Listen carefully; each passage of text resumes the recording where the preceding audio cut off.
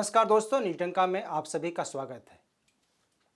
Supreme court में आज यानी 23 दिसंबर को भारतीय संविधान के प्रस्तावना में जोड़े गए दो शब्दों सोशलिस्ट और सेकुलम यानी कि समाजवादी और धर्मनिरपेक्षता को हटाने के लिए सुनवाई होनी है। इससे पहले भी दोनों शब्दों को हटाने की मांग हो चुकी है। सवाल यह है कि क्या ये दोनों शब्द सही नीयत से संविधान के प्रस्तावना में जोड़े गए हैं। जिस तरह से ये दोनों शब्द जोड़े गए हैं उससे यह सवाल उठना लाजमी है। देश में आज एक विशेष समुदाय को लेकर राग अलापे जाते हैं और धर्मनिरपेक्षता की झूठी शान दिखाते हैं। आज हम सेकुलर पर बात करते हैं। सेकुलर शब्द लैटिन भाषा के सेकुलम से बना है, जिसका अर्थ होता है किसी भी धर्म के प्रति तटस्थ रहना। सरल भाषा में समझे तो सेकुलर का मतलब होता है कि किसी भी धर्म के प्रति झुकाव या रंजिश नहीं रखना। वहीं लैटिन में इसका मतलब होता है सार्थक जीवन से है। क्रिश्चियन धर्म से इसे ईश्वर से जोड़ा जाता है। बहरहाल देश में ऐसे कई विवाद हैं जिसके लिए धर्मनिरपेक्षता जिम्मेदार है। राम मंदिर, काशी का ज्ञानवापी मस्जिद विवाद, मथुरा का कृष्ण जन्म स्थान से जुड़ा विवाद ऐसे हैं जो भारत की संस्कृति को तहस नहस कर दिया है। लेकिन इस विवाद को खत्म करने के बजाय आज़ादी के बाद उसे और गरमा दिया गया। आज ये विवाद कई विवादों को जन्म देते हैं, जैसे गौ हत्या, हिजाब विवाद, सड़कों पर नमाज पढ़ना आदि आदि। इस समस्याओं को अगर आज समाप्त करने की दिशा में कोई कदम उठाता है तो विवाद गहरा जाता है। यह सामान्य बात है। इसके लिए भारत की पूर्ववर्ती सरकारें जिम्मेदार हैं। उन्होंने वोट बैंक की राजनीति में देश का बंटाधार कर डाला। आज उसी का नतीजा है कि लोग बेवजह की बातों को लेकर सड़कों पर उतर जाते हैं। अगर इसका विरोध किया गया तो कहा गया कि भारत धर्मनिरपेक्ष देश है। हर धर्म के मानने वाले अपने हिसाब से रह सकते हैं, अपना विरोध जता सकते हैं, क्योंकि यह लोकतंत्र है। लेकिन क्या अन्य देशों में ऐसी आज़ादी है? नहीं। मुस्लिम बहुल देशों में मुस्लिम समुदाय से जुड़े ही नियम कानून बनाए गए हैं। उनके ही लोग शीर्ष पद पर बैठ सकते हैं।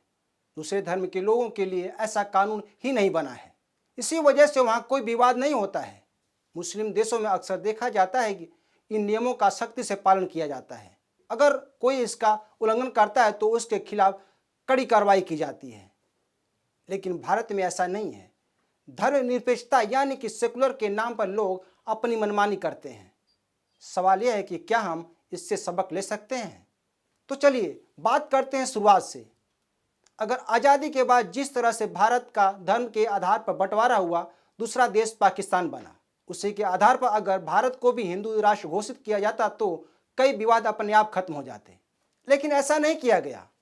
सवाल यह है कि क्या जो लोग खुद को सेकुलरवादी कहलाते हैं, क्या वे सही मायने में धर्मनिरपेक्ष हैं? मुझे नहीं लगता कि वे धर्मनिरपेक्ष हो सकते हैं, क्योंकि जो व्यक्ति हिंदू के घर में जन्म लिया है तो क्या उसके संस्कार बदल जाएंगे? हो सकता है कि वह पूजा पाठ में विश्वास न करता हो, लेकिन उसके लालन पालन में मिले संस्कार को वह आसानी से नहीं छोड़ सकता। वह राह चलते चौराहे पर शिव मंदिर के सामने अपना सिर झुका ही देगा। यह देखा गया है। उसी तरह मुस्लिम हो या सिख चाहे ईसाई, सभी अपने धर्म को नहीं छोड़ते हैं। मुस्लिम भी सब कुछ करेगा, लेकिन 5 टाइम का नमाज जरूर पढ़ेगा, क्योंकि उसे यह संस्कार में मिला है। ईसाई को मानने वाले भी वही करेंगे, भले वे कहते हैं कि हम सेकुलर हैं। याद रहे, ऊपर कहा जा चुका है कि क्रिश्चियन धर्म में सेकुलर को ईश्वर से जोड़ा कर देखा जाता है। तो आज़ादी के बाद भारत के संविधान की प्रस्तावना में सेकुलर शब्द नहीं था, लेकिन 1976 में इमरजेंसी के दौरान प्रस्तावना में संशोधन किया गया, जिसमें सेकुलर शब्द और सोशलिस्ट को शामिल किया गया। सेकुलर शब्द को संविधान की प्रस्तावना में डॉक्टर बाबा साहेब अम्बेडकर भी शामिल करने के पक्ष में नहीं थे। उनके अपने तर्क थे। उनका कहना था कि ऐसे मामले समय और परिस्थितियों के अनुसार लोगों को तय करना चाहिए। इसे संविधान में निर्धारित नहीं किया जा सकता, क्योंकि यह लोकतांत्रिक व्यवस्था के खिलाफ है। यह संशोधन इमरजेंसी के दौरान तब पेश किया गया था जब अधिकांश विपक्षी नेता जेल में थे, जिसमें जेपी नारायण, अटल बिहारी वाजपेयी, लाल कृष्ण आडवाणी आदि सलाखों के पीछे थे। यह भी कहा जाता है कि इंदिरा गांधी ने यह संशोधन समाजवादियों को खुश करने और मुस्लिम वोट बैंक के लिए किया था। इसे कांग्रेस लगातार मजबूत करती आई और देश को खोखला कर दिया। मामला यह जो शुरू हुआ सो शुरू ही रहा। आज़ादी के बाद मुस्लिम समुदाय ने जो अचल संपत्ति छोड़ गए थे, उसे तब की कांग्रेस सरकार ने वह बोर्ड को सौंप दिया। लेकिन पाकिस्तान में ऐसा नहीं हुआ। पाकिस्तान में हिंदुओं की छोड़ी गई अचल संपत्तियों को वहां की जनता और सरकार ने अपने पास रखी। यह तो शुरुआत भर थी। इसके बाद भी देश को गर्त में मिलाने के लिए विशेष समुदाय के पक्ष में कानून बनते रहे, लेकिन हिंदुओं के लिए ऐसा कुछ नहीं किया गया। इसके बाद रही सही कसर वक्फ एक्ट 1995 ने पूरी कर दी। इस एक्ट को तब के कांग्रेस नेता और तत्कालीन प्रधानमंत्री नरसिम्हा राव ने वक्फ एक्ट 1995 लेकर आए। दोस्तों, इसके बारे में मैं अपनी पिछली वीडियो 1400 साल के इस्लाम का 1500 साल के मंदिर पर दावा में विस्तार से जिक्र किया हूँ, तो आप उसे देख सकते हैं। आज उस पर बात करना मुद्दे को भटकाना होगा। बहरहाल आज हमें यह समझने की जरूरत है कि जो नियम कानून लाए गए उस समय संबंधित सरकार की क्या मंशा रही होगी। यह सभी को समझना होगा और उस पर मंथन करना होगा।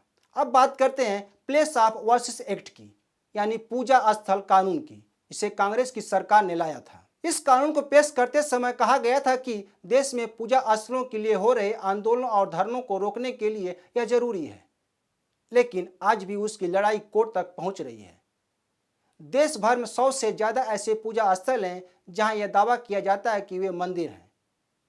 इस कानून के आने के बाद 1192 से लेकर 1947 के दौरान भारत में आए आक्रांताओं द्वारा गैर कानूनी रूप से स्थापित पूजा स्थलों को मान्यता मिल गई। यह सब भारत को सेकुलर देश बनाने के चक्कर में हुआ। आज जो भी विवाद है उनका स्वरूप बदल गया है। उनका अगर मूल रूप वही होता तो शायद यह विवाद नहीं होता।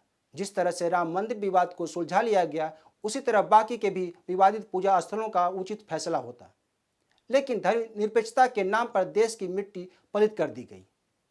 तो दोस्तों, आज के लिए बस इतना ही। यह वीडियो अच्छी लगे तो शेयर, लाइक और कमेंट जरूर करें। ताज़ा खबरों के लिए न्यूज़ टाइम का ऐप को डाउनलोड करें। हमारे YouTube चैनल को सब्सक्राइब करें। धन्यवाद।